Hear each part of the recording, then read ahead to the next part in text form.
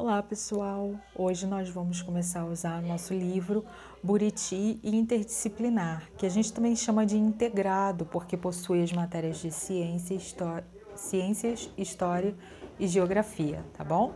Então nós vamos abrir na página 12 e nosso conteúdo começa nessa página, tá bom?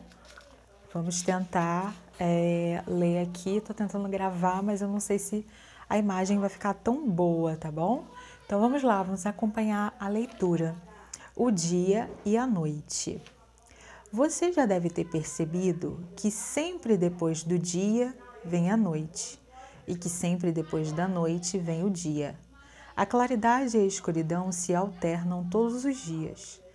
Daqui do planeta Terra, temos a impressão de que o Sol se movimenta no céu, nasce de manhã no horizonte e se põe no fim da tarde. Observe a posição do Sol na sequência a seguir. Então, na primeira sequência, de manhã vemos o Sol surgir no horizonte, olha lá o Sol. Na imagem 2, ao meio-dia, o Sol está no alto do céu. Na imagem 3, no fim do dia, o Sol vai desaparecendo do céu e começa a escurecer. E na imagem 4, quando a noite chega, não vemos o Sol, mas podemos ver a Lua e as estrelas. Muito bem, no vídeo que eu mandei para vocês puderam perceber que, na verdade, não é o Sol que se movimenta, né? A Terra que faz um movimento que se chama é chamado de movimento de rotação. E esse movimento é que gera o dia e a noite, né? Como se a gente estivesse girando, né? Então, vamos lá. 1. Na sequência de imagens acima, o Sol parece estar sempre na mesma posição do céu? Não, né? Não parece estar na mesma posição, parece que ele se movimenta, né? Olha lá, aqui no alto do céu, aqui mais para a direita, né? Então, ele parece se movimentar, né? A sombra da árvore está sempre na mesma posição? Também não, né?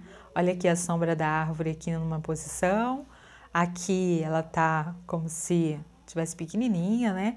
E aqui em outra posição. Descreva a posição da sombra da árvore em cada uma das imagens. Já fizemos, né? Essa parte aqui, que tem esse balãozinho aqui, é só para conversa, tá? Vocês não precisam anotar no caderno, tá bom? É só para conversa. As partes que vocês precisarão anotar vão estar com uma linha assim, tá? Onde tem o balãozinho é só para conversar com a mamãe, com o papai ou comigo, tá? A formação da sombra. A sombra é a área escura que se forma quando a luz não consegue atravessar um corpo. Para que a sombra se forme, são necessários uma fonte de luz, como o Sol, e um corpo que não permita que a luz passe através dele. Olha lá, aqui nós temos o Sol como fonte de luz, né? E o menino, que é lá o que impede a passagem, né? E por isso que forma a sombra. A sombra sempre se forma do lado oposto à fonte de luz. Então, se a fonte de luz, se a sombra está aqui, a fonte de luz está atrás dele, né? Observe as cenas a seguir e responda as questões. João costuma brincar todos os dias perto de uma árvore no quintal de sua casa, de manhã. De manhã ele deixou... tem um ponto aqui. De manhã ele deixou os seus brinquedos sobre a sombra da árvore e foi à escola. Situação B, olha lá. Ao entardecer, quando João voltou ao local, seus brinquedos estavam na mesma posição, mas estavam expostos ao sol. Olha lá.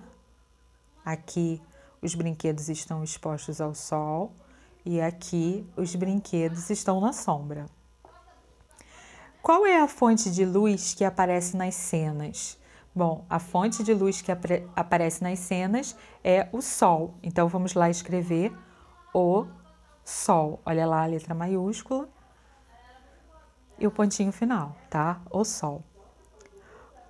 Como a sombra da árvore se formou na situação acima? Explique. Onde tem balãozinho não é para escrever, é só para a gente conversar, né? Então, como a sombra da árvore se formou na situação acima?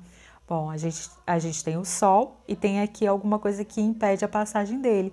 E é por isso que a sombra é formada, tá bom? Quais são as diferenças entre a cena A e a cena B? Então, na cena A, o Sol está, né, de manhã, né? O Sol está aparecendo. E na cena B já está se pondo, né? Então, na cena A o sol está nascendo e na cena B o sol está se pondo. Por que os brinquedos de João ficaram expostos ao sol ao entardecer?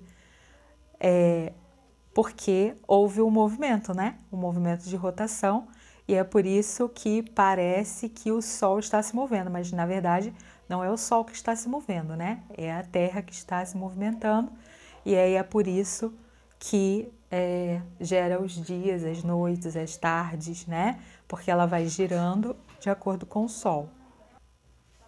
Então, indo para a próxima leitura, o sol é fonte de luz e de calor. Ao olhar para o céu durante o dia, podemos ver o sol. Ele é fundamental para manter a vida no planeta Terra, pois emite luz e calor. A luz do sol ilumina o planeta Terra e é essencial para a alimentação dos seres vivos. Além disso, o calor do sol mantém a temperatura do planeta, evitando que ele seja muito frio. Então, aqui, primeira imagem, a luz do sol é essencial para o desenvolvimento das plantas. Toda planta é um ser vivo, né? Então ela precisa do sol para fazer a produção do seu alimento, que é a fotossíntese, né? As plantas servem de alimento para muitos animais.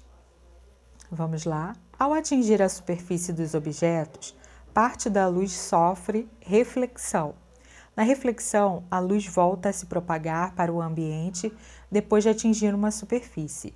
Em geral, os objetos de cores claras refletem melhor os raios luminosos do que os objetos de cores escuras.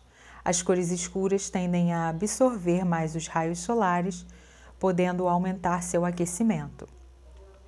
3. Olha, só para conversar, não é para responder nada, tá? Em um dia quente e ensolarado, qual camiseta você escolheria para não sentir tanto calor? E por quê?